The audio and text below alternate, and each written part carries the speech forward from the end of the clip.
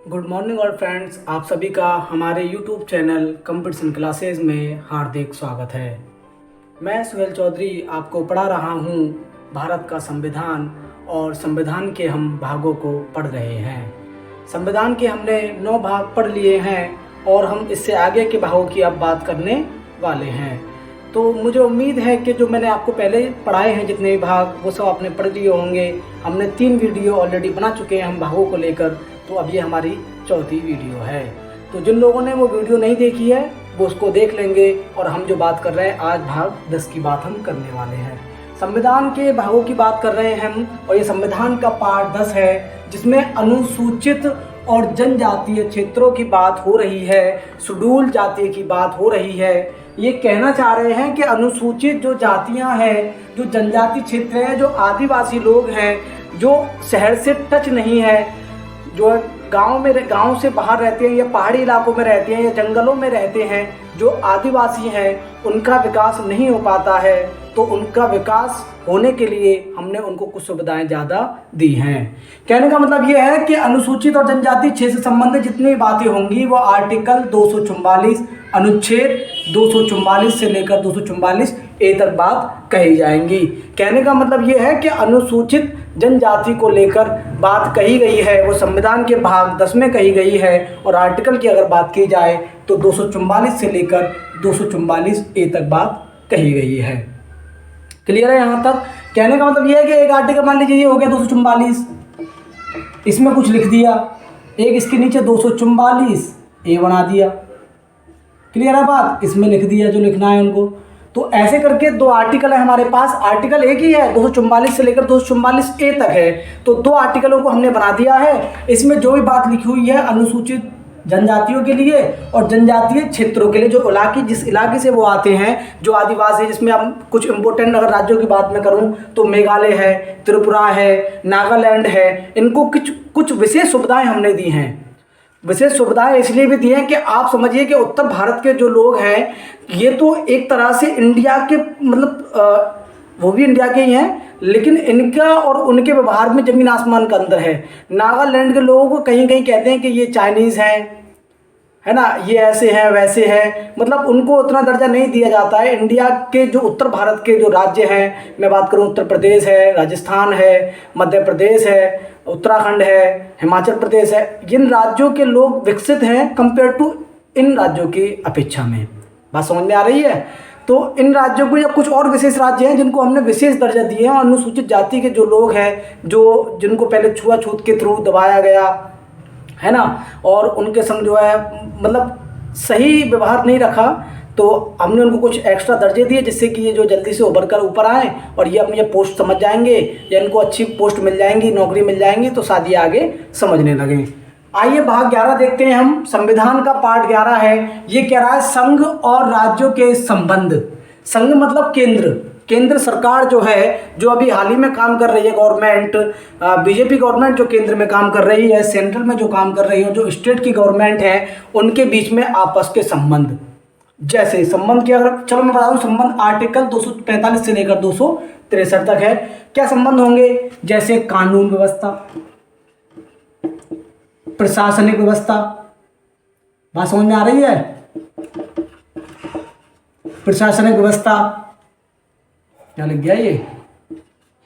प्रशासनिक व्यवस्था। क्लियर है बात?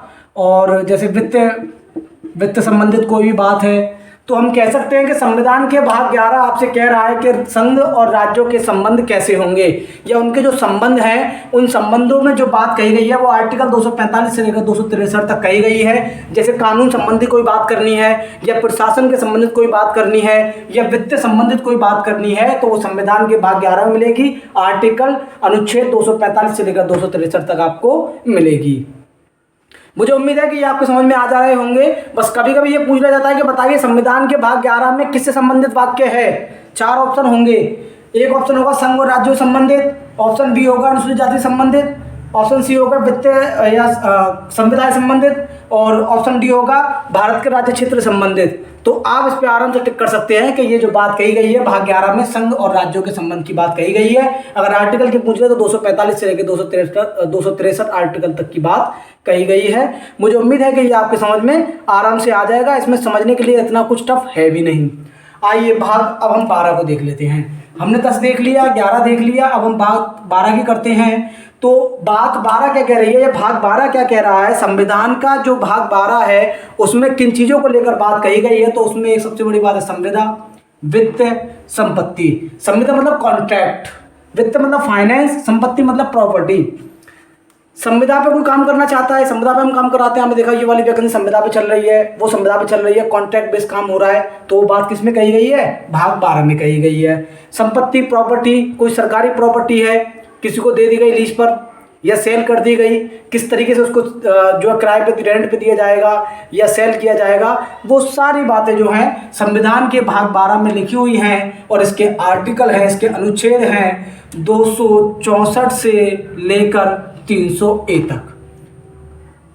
क्लियर है बात? यहां तक आपको समझ में आ गई होगी, कोई दिक्कत वाली बात नहीं है। क्योंकि भाग 12 जो बात कर रहा है वो संविदा, वित्त और संपत्ति की बात कर रहा है, मतलब प्रॉपर्टी, फाइनेंस और कॉन्ट्रैक्ट की बात कर रहा है। इस संबंधित जो बात होगी राज्य और राज्य के अंदर, तो वो किस भाग से संबंधित है, भाग 12 से संबंधित है और आर्टिकल 264 से लेकर 300 तक संबंधित है। क्लियर है? यहाँ तक बात आपके समझ में आ गई होंगी। आइए अब एक और भाग की बात कर लेते हैं हम। भाग हमारा है भाग 13। भाग 13 आपसे कह रहा है कि भारत के राज्य क्षेत्र के भीतर व्यापार। भारत एक देश है, अब इसके अंदर जो व्यापार किया जाएगा, मान लीजिए मैं आपसे कहूं कि जो ऑयल है, जो सरसों का ऑयल है, वो मान लो यूपी का अच्छा है, उत्तर प्रदेश का, तो राजस्थान वाले मंगा सकते हैं ना यूपी से। गन्ना यूपी का अच्छा है, मंगा सकते हैं। या कोई चीज़ मान लीजिए महाराष्ट्र के अच्छे, तो वहाँ से ला सकते हैं हम। तो भारत के राज्य क्षेत्र के भीतर जो व्यापार किया जाएगा, एक राज्य दूसरे राज्य से जो व्यापार करेगा वो आर्टिकल 301 और 307 के बीच में करेगा या भाग 13 से करेगा। ये अनुमति कहाँ से मिली? अगर आपसे हम पूछ लें कि भारत के राज्य क्षेत्र के भीतर व्यापार करने की अनुमति संविधान के किस भाग से मिलती है, तो आप कह देंगे भाग 13 से मिलती है। बात समझ में आई आपके? आपसे कोई पूछ ले कि भारत के राज्य क्षेत्र के भीतर, राज्य से मतलब भारत के एरिया, उस एरिया के अंदर आपको व्यापार करने की जो अनुमति मिलती है वो संविधान के किस भाग से मिलती है, तो आप कह देंगे भाग 13 से मिलती है। और वो आपसे पूछ ले कि बताइए किस आर्टिकल से मिलती है या कहाँ, कितने आर्टिकलों में मिलती है, तो आर्टिकल 301 से लेकर 307 तक के बीच में जो बात कही जाएगी वो भारत के राज्य क्षेत्र के भीतर व्यापार, ट्रेड एंड कॉमर्स के लिए ही कही जाएगी। तो मुझे उम्मीद है ये आपको 4 आर्टिकल हमने समझाए हैं, आर्टिकल नहीं 4-5 समझाए हैं, संविधान के भाग 4 समझाए हैं। तो ये आपको समझ में आ गए होंगे। आप इनको नोट भी करते चलेंगे और याद भी करते चलेंगे। धीरे धीरे पढ़ रहे हैं हम, स्लो स्लो, जिससे कि आपको पढ़ने में कोई तनाव ना हो, बोर ना हो, आपको प्यार से सारी बातें समझ में आ जाएं। जैसे हमने भाग 10 में बात की अनुसूचित और जनजाति क्षेत्रों की, आर्टिकल 244 से लेकर 244A तक बात हो रही है। जैसे भाग हम 11 की बात करेंगे तो इसमें संघ और राज्यों के बीच संबंध जो है, स्टेट और सेंट्रल के बीच में जो संबंध हैं, उन संबंधों को जो है भाग 11 में कहा गया है। और आर्टिकल 245 से लेकर 263 तक बात कही गई है। संबंध किस चीज़ को लेकर होंगे? कानून को लेकर संबंध होंगे। बात समझ में आ रही है? प्रशासन को लेकर संबंध होंगे कि जो पुलिस प्रशासन काम कर रहा है वो किसके अधीन काम करेगा या कैसे काम करेगा, इसमें और उसमें क्या तर्क है, ये सारी बातें जो है किसमें कही गई हैं, भाग 11 में कही गई हैं। जैसी बात हम भाग 12 की करेंगे तो इसमें संपत्ति, वित्त, संविदा, कॉन्ट्रैक्ट, फाइनेंस, प्रॉपर्टी को लेकर बात की गई है। और इसके आर्टिकल हैं 264 से लेकर 300A तक। फिर हमने बात की भाग 13 की, ये भारत के राज्य क्षेत्र के भीतर व्यापार करने की जो अनुमति मिलती है वो भाग 13 के तहत मिलती है। और फिर उसकी जो कुछ कंडीशन है कि आप लाओगे तो टैक्स लगेगा, आपको इस गवर्नमेंट को टैक्स देना पड़ेगा, ये जो कंडीशन है वो सारी कंडीशन आर्टिकल 301 से लेकर 307 तक लिखी हुई हैं। तो हम अनुच्छेद पढ़ेंगे तो आपको बताएंगे कि किस किस अनुच्छेद में या किस किस आर्टिकल में क्या क्या बात लिखी गई है। अभी के लिए इतना ही, मिलते हैं नेक्स्ट वीडियो के साथ। अगर हमारी वीडियो अच्छी लगी हो तो लाइक और सब्सक्राइब करें। सभी लोगों का धन्यवाद।